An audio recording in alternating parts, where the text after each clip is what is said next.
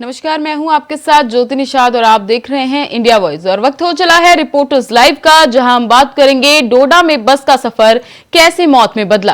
केजरीवाल ने क्यों उठाई मुख्य सचिव के खिलाफ मांग, आबकारी विभाग में कैसे सस्ती है महफिल, और भी बहुत कुछ है खास। तो चलिए शुरू करते हैं रिपोर्टर्स लाइव, जहां ग्राउंड जीरो से हमारे तमाम सहयोगी देंगे पल पल की खबर।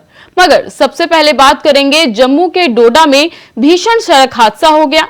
इस खबर पर ज्यादा जानकारी दे रही हैं हमारी संवाददाता प्रज्ञा मिश्रा। कश्मीर के डोडा जिले में आज एक भयंकर भीषण हादसा हो गया है। आपको बता दें कि इस सड़क हादसे में करीब 36 लोगों के मरने की आशंका जताई जा रही है। वहीं इस बस में कम से कम 40 लोग यात्रा कर रहे थे। हादसा इतना जोर हुआ कि इसमें 36 लोगों की मौत हो गई और करीब 19 लोग घायल हो गए। बस किश्तवाड़ की ओर जा रही थी। हादसे से पता चला कि आसपास के लोग मौके पर पहुंचे हैं। पुलिस को भी सूचित किया गया। आपको बता दें कि घायलों को इलाज के लिए जीएमडी टोडा ले गया जाएगा। इनमें से कुछ लोगों की हालत काफी गंभीर बताई जा रही है। ऐसे में मरने वालों का आंकड़ा दिन प्रतिदिन बढ़ता जा रहा है। 2 घायलों की हालत तो नाजुक भी बताई जा रही है।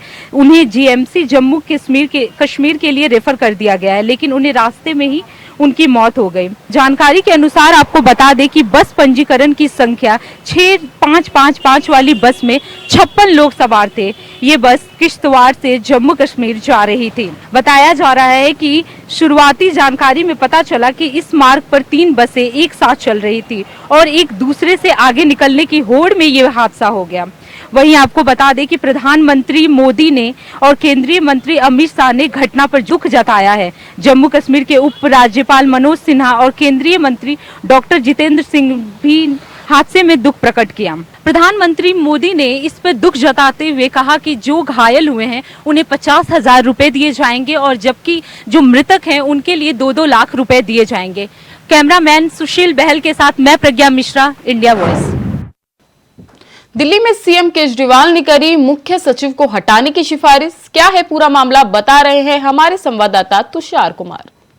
बता दें कि दिल्ली में एक बार फिर से अफसर बेनाम की जंग तेज हो गई है। दिल्ली के मुख्यमंत्री अरविंद केजरीवाल ने विजिलेंस मिनिस्टर की आतिशी की रिपोर्ट एलजी वीके सक्सेना को सौंपकर उन्हें तुरंत पद से हटाने की मांग की है। बता दें कि दिल्ली के मुख्यमंत्री अरविंद केजरीवाल ने मुख्य सचिव को उनके पद से तुरंत सस्पेंड करने की मांग की है। इस दौरान दिल्ली के मुख्यमंत्री अरविंद केजरीवाल ने आतिशी को आदेश दिए हैं कि वह यह रिपोर्ट ईडी और सीबीआई को भी भेजें। एक दिन पहले ही दिल्ली की सतर्कता मंत्री आतिशी ने बामनोली भूमि अधिग्रहण मामले में मुख्यमंत्री अरविंद केजरीवाल को 650 पन्नों की प्राथमिकता रिपोर्ट सौंपी है। रिपोर्ट में चीफ सेक्रेटरी नरेश कुमार के बेटे की कंपनी को फायदा पहुंचाने का आरोप लगाया गया है। बता दें कि एक मामले में 850 करोड़ रुपए का अनुचित लाभ कमाया गया। यही जमीन 2015 में द्वारका एक्सप्रेसवे के पास केवल 75 लाख रुपए में खरीदी गई थी। भारतीय राष्ट्रीय राजमार्ग प्राधिकरण द्वारा बामनोली में अधिग्रहण की जा रही 19 करोड़ रुपए की भूमि मूल्य इस साल मूल्य में तकरीबन जिला मजिस्ट्रेट हेमंत कुमार द्वारा 41 करोड़ रुपए से बढ़ाकर 353 करोड़ रुपए कर दिया गया। बता दें कि इस मामले में गृह मंत्रालय ने हेमंत कुमार को निलंबित कर दिया था।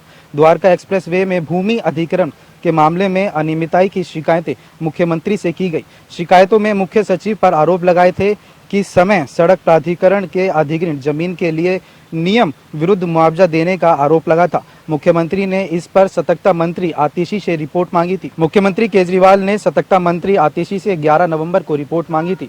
4 दिन में करीबन 650 पेज की रिपोर्ट तैयार कर मुख्यमंत्री को सौंप दी गई।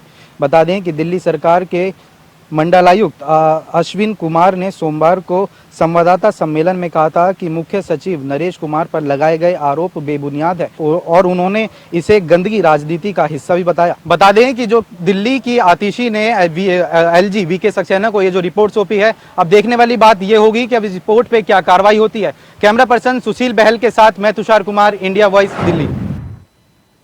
उत्तरकाशी में टनल से मजदूरों का रेस्क्यू लगातार जारी है। इस खबर पर ज्यादा जानकारी दे रहे हैं हमारे संवाददाता अभय कैंतुरा।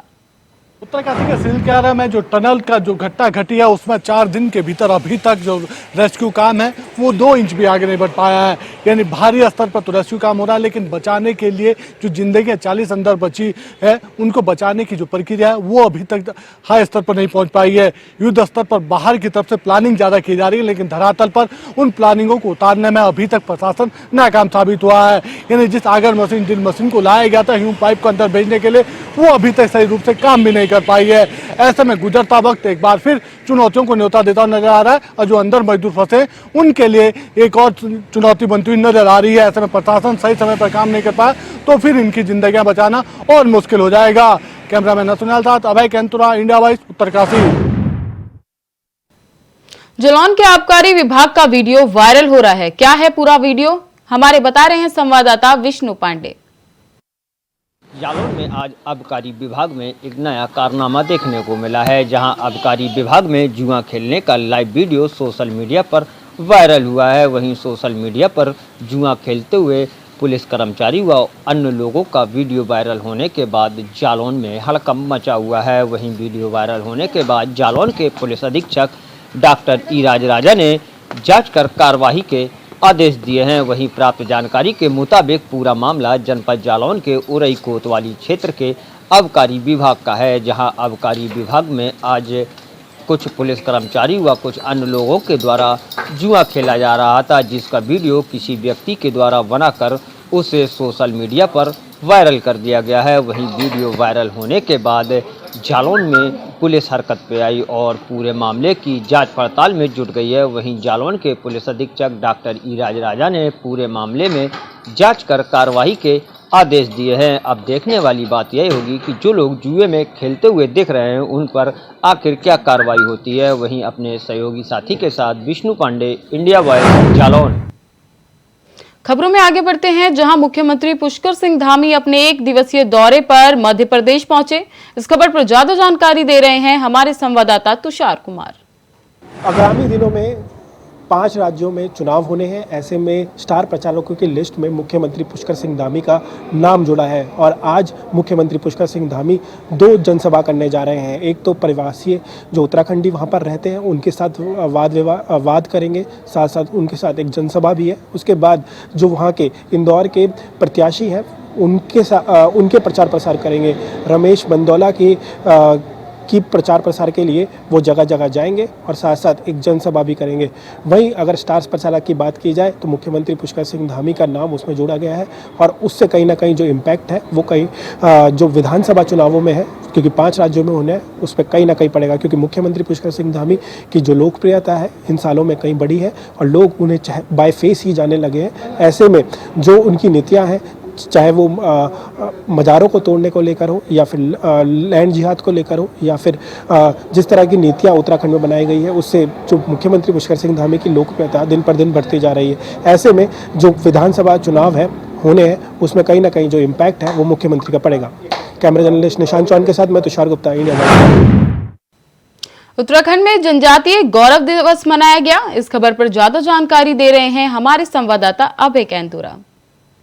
भगवान बिरसा मुंडा की जयंती के अवसर पर जनजातीय गौरव दिवस का आगाज हो चुका है और आप देख सकते हैं मेरे पीछे ये उत्तराखंड की विभिन्न जनजातियां हैं जो अपना अपना हुनर का प्रदर्शन यहाँ पर कर रही है। अपने अपने जो संस्कृति है उस संस्कृति को दिखाती नजर आ रही है। राजधानी देहरादून के गांधी पार्क में ये जनजातियाँ यहाँ पर पहुँची हुई है। सबसे बड़ी बात है इन जनजातियों की तरफ से अपने अपने जो सांस्कृतिक अपने क्षेत्र की जो सांस्कृतिक कला उनका प्रदर्शन किया जा रहा है। वो भी जो पारंपरिक परिधान जो होते हैं उन क्षेत्रों के जनजातियों के जो पारंपरिक परिधान होते हैं उनको पहनकर ये जनजाति यहाँ पर पहुँची है। पहले देखा होगा चमोली की जो महिलाएं यहाँ पर हैं जो अपने चमोली के दूरस्थ जो क्षेत्रों के दूरस्थ क्षेत्रों की सीमावर्ती क्षेत्रों में रहने वाली हैं वो यहाँ पर है। उनके बाद आप जौनसार की उन क्षेत्र के परिधान वाली जो महिलाएं उनको यहाँ पर देख सकते हैं। इसी तरीके से अन्य जो जनजातियाँ उत्तराखंड की, चाहे थारू हो, बोगता हो या फिर छोले नृत्य पिथौरागढ़ के सुदूरवर्ती, वो सभी लोग यहाँ पर मौजूद हैं और अपनी अपनी उन प्रतिभाओं का अपनी अपनी संस्कृति का दिखाते हुए नजर आ रहे हैं। लोग आनंद लेते नजर आ रहे हैं और प्रशासन की भी कोशिश यही है कि इस जनजातीय गौरव दिवस के माध्यम से उत्तराखंड की उस संस्कृति को जीवित रखा जा सके जो पौराणिक संस्कृति है, जिस संस्कृति के चलते उत्तराखंड की सभ्यता आज भी महान कही जाती है। कैमरामैन नसुनियाल साथ अभय कैंतुरा, इंडिया वॉइस। अगली खबर की ओर बढ़ते हैं, जहां दिल्ली में दिन प्रतिदिन AQI का स्तर खराब होता जा रहा है। इस खबर पर ज्यादा जानकारी दे रहे हैं हमारे संवाददाता अजीत कुमार। प्रदूषण का स्तर लगातार बढ़ता जा रहा है। हालांकि दिल्ली सरकार लगातार प्रदूषण को लेकर के भरसक प्रयास कर रही है, लेकिन दिल्ली सरकार के सभी प्रयास नाकाफी साबित हो रहे हैं। आपको बता दें कि दिवाली के एक दिन पहले जहां प्रदूषण का स्तर काफ़ी हद तक संतोषजनक था और दिल्ली वासियों ने राहत की सांस ली थी, लेकिन दिवाली के बाद लगातार जो प्रदूषण का स्तर है वो बढ़ता जा रहा है। आलम यह हो चुका कि दिल्ली के कई इलाकों में प्रदूषण का स्तर इस समय 400 से पार दर्ज किया जा रहा है। ये स्थिति साफ तौर पर दिल्ली वासियों के लिए चिंताजनक बनी हुई है। दिल्ली सरकार द्वारा भरसक प्रयास किए जा रहे हैं, कई कदम भी उठाए जा रहे हैं, लेकिन प्रदूषण को जिस तरीके से स्थिति पर कंट्रोल किया जाना चाहिए वो नहीं हो पा रही है। लिहाजा दिवाली के बाद से ही दिल्ली में प्रदूषण का स्तर खतरनाक स्थिति में पहुंचता जा रहा है, जो दिल्ली वासियों के लिए कहीं ना कहीं चिंताजनक बनता जा रहा है। ऐसे में अब देखना ये होगा कि प्रदूषण को रोकने के लिए दिल्ली सरकार द्वारा और क्या प्रयास आगे किए जाते हैं। Ajit Kumar, India Voice, Delhi. आगरा में कैबिनेट मंत्री का फेसबुक अकाउंट हैक हो गया। इस खबर पर ज्यादा जानकारी दे रहे हैं हमारे संवाददाता अमीर कादरी। ताजमहल आगरा में हैकर्स के होते जा रहे हैं हौसले बुलंद। दरअसल कैबिनेट मिनिस्टर बेबी रानी मौर्य का फेसबुक अकाउंट को हैकर्स द्वारा हैक करने की कोशिश की गई है, लेकिन बेबी रानी मौर्य को सही वक्त पर जानकारी मिल जाती है। दरअसल कैबिनेट मिनिस्टर बेबी रानी मौर्य को उनके अकाउंट हैक करने की जानकारी तब मिलती है जब फेसबुक अकाउंट पर उन्हीं का फोटो लगाकर हैकर्स द्वारा मैसेज करना शुरू किया जाता है, जिसके बाद में cabinet minister Baby Rani Maurya Agra police की मदद लेती हैं और आगरा के थाना रकाबगंज में IT एक्ट के में मुकदमा दर्ज कराती हैं। हैकर्स द्वारा लगातार आगरा में हैकिंग के मामले सामने आ रहे हैं, लेकिन एक बड़ा सवाल खड़ा होता है जब एक cabinet minister account hackers hack कर सकते हैं, तो एक आम इंसान का अकाउंट तो उन हैकर्स के लिए एक नॉर्मल सी बात है। अब देखना होगा कि आगरा पुलिस ऐसे हैकर्स को कब तक सलाखों के पीछे भेजती है और इनके खिलाफ क्या कार्रवाई करती है। आगरा से आमिर कादरी, इंडिया बॉयज। खबरों में आगे बढ़ते हैं, जहां रायबरेली में स्वामी के बयान पर राजनीतिक गलियारों में भूचाल मच गया। क्या है पूरा मामला, बता रहे हैं हमारे संवाददाता राजू तिवारी। दीपावली के दरमियान मां लक्ष्मी पर स्वामी प्रसाद के द्वारा किए गए ट्वीट के बाद रायबरेली में राजनीतिक भूचाल देखने को मिला है और लोगों के द्वारा तरह तरह की प्रतिक्रियाएं दी जा रही हैं। लेकिन जब समाजवादी पार्टी के ही नेता उनके बयान को बकवास बताने लगे तो ऐसे में लाजमी है सवाल उठना और राजनीतिक भूचाल आना भी लाजमी हो जाता है। बता दें कि रायबरेली के पूर्व कैबिनेट मंत्री व समाजवादी पार्टी के सचेतक मनोज पांडे के द्वारा उनके बयान को और उनके इस ट्वीट को बकवास बताया गया है। मीडिया से मुखातिब होते हुए मनोज पांडे के द्वारा कहा गया है कि अगर कोई बयान हो तो उस पर बात किया जाए, ऐसे बकवास मामले पर किसी तरह की टिप्पणी करना अशोभनीय है। हालांकि उन्होंने स्वामी प्रसाद मौर्य को टारगेट करते हुए साफ तौर पर कहा है कि 2017 से 22 तक वो केसरिया पहनकर उचक उचक कर मलाई खा रहे थे, तो उसको भी उत्तर प्रदेश की जनता जान चुकी है और ऐसे नेता को लोग कभी स्वीकार नहीं करते। ये उनका निजी बयान है और ऐसे बयान पर किसी भी व्यक्ति को कुछ कहने की आवश्यकता नहीं है। और साफ तौर पर उन्होंने ये भी कहा है कि ये इनका व्यक्तिगत बयान है, इस पे समाजवादी पार्टी का कोई लेना देना नहीं है।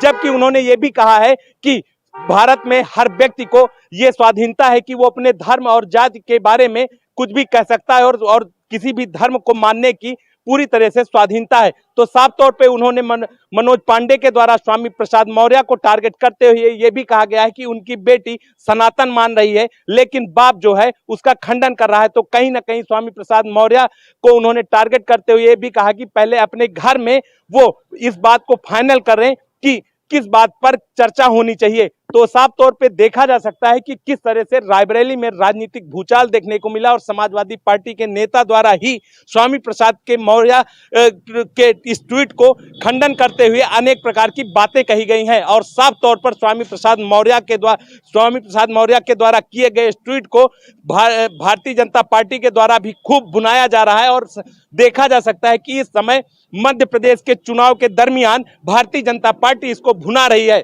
तो साफ तौर पे रायबरेली जिले में इस भूचाल के दरमियान समाजवादी पार्टी के एक नेता के द्वारा भी बड़ा बयान सामने आया है। हालांकि उनके द्वारा ये भी साफ तौर पे देखा जा सकता है कि किस तरह से क्षेत्र में आक्रोश व्याप्त है और इस तरह के बयान को लेकर अनेक प्रकार की चर्चाएं बनी हुई हैं। Raju Tiwari, India Voice, Raebareli. बदायूं में जनप्रतिनिधियों के विरोध में पोस्टर लगाए गए, क्या है पूरा मामला, बता रहे हैं हमारे संवाददाता सतीश सक्सेना। दातागंज में व्यापारियों का गुस्सा देखने को मिला है। जी आपको बता दें कि दातागंज से सजानपुर जाने वाले मार्ग पर एक अतिक्रमण जो रोड पर था, उनको प्रशासन ने उन दुकानों को हटाने का कार्य किया था।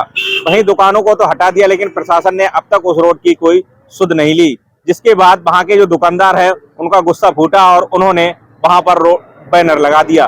उन्होंने बैनर में साफ लिखा है कि प्रशासन की दबंगई से मेरी दुकानों को तोड़ा गया, मुझे आज तक कोई मुआवजा नहीं दिया गया।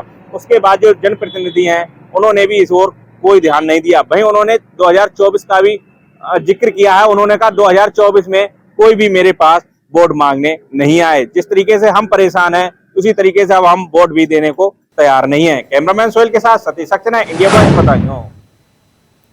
खबरों में आगे बढ़ते हैं, जहां आगरा में रिच होमस्टे कांड के बाद पुलिस एक्शन में दिख रही है। इस खबर पर ज्यादा जानकारी दे रहे हैं हमारे संवाददाता अमीर कादरी।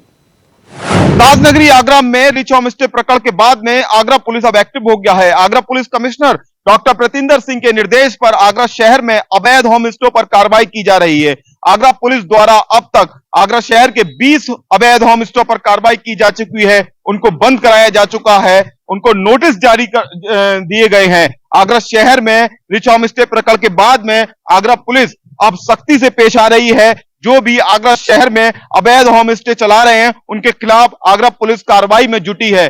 दरअसल रिच होम स्टे प्रकरण के बाद में आगरा पुलिस एक्टिव हुआ था और अब आगरा पुलिस लगातार अवैध होम स्टों पर कार्रवाई में जुट गई है। अब तक 20 अवैध होम स्टों पर आगरा पुलिस कार्रवाई कर चुकी है, जो कि आगरा पुलिस कमिश्नर के निर्देश पर की गई है। आगरा में लगातार अवैध होम स्टों पर कार्रवाई आगरा पुलिस की जारी है। आगरा से आमिर कादरी, इंडिया वॉइस। गाजीपुर में पुलिस और पशु तस्करों के बीच मुठभेड़ हो गई। इस खबर पर ज्यादा जानकारी दे रहे हैं हमारे संवाददाता सुशील तिवारी। पुलिस को जान से मारने की नियत से आए थे बदमाश, पुलिस ने जब रोका तो पुलिस पर ही कर दी फायरिंग। गाजीपुर के पुलिस को मिली है बड़ी सफलता, जब गौवंश पशु तस्करों को पुलिस ने कर लिया गिरफ्तार। पुलिस को मुखबिर से यह सूचना मिलती है कि बिहार के रास्ते गाजीपुर की सीमा में बदमाश आ रहे हैं। पुलिस ने उनको रोकना चाहा। यह घटना है रामपुर माझे। पुलिस वहां पर अपने अलर्ट मूड में थी और भी थानों की टीम वहां पर लगी हुई थी, लेकिन पुलिस जब उनको रोकती है तो जो मोटरसाइकिल पर बदमाश सवार थे उन्होंने कर दी पुलिस पर फायरिंग। उसके बाद पुलिस ने भी अपने आत्मरक्षा में गोली चलाई, वहां पर बदमाशों को गोली लग गई। इसके बाद स्वाट टीम, सर्विलांस टीम और एसओजी की पूरी टीम अपने अलर्ट मूड में थी और इन पशु तस्करों को गिरफ्तार कर लिया। स्कॉर्पियो को देखती है तो स्कॉर्पियो में लदे गोवंश वहां पर पुलिस जब देखती है तो पुलिस को अपनी आंखों पर विश्वास नहीं होता और गाजीपुर पुलिस को मिलती है बड़ी कामयाबी। और साथ में इन अपराधियों की क्राइम हिस्ट्री को भी पुलिस खंगाल रही है, जो कि बिहार के रास्ते से गाजीपुर की सीमा में किए थे प्रवेश। और उस समय रात के समय में पुलिस ने जब इनको रोकना चाहा तो पुलिस अपने अलर्ट मूड में थी, ये अपराधी रुके नहीं। उसके बाद पुलिस ने नजदीकी थानों को सूचना दी और वहां पर जब घेराबंदी की गई तो इन बदमाशों को पुलिस ने कर लिया है गिरफ्तार। और गाजीपुर की पुलिस ने आज किया है बहुत बड़ा बहादुरी वाला काम, इन तस्करों को गिरफ्तार कर लिया।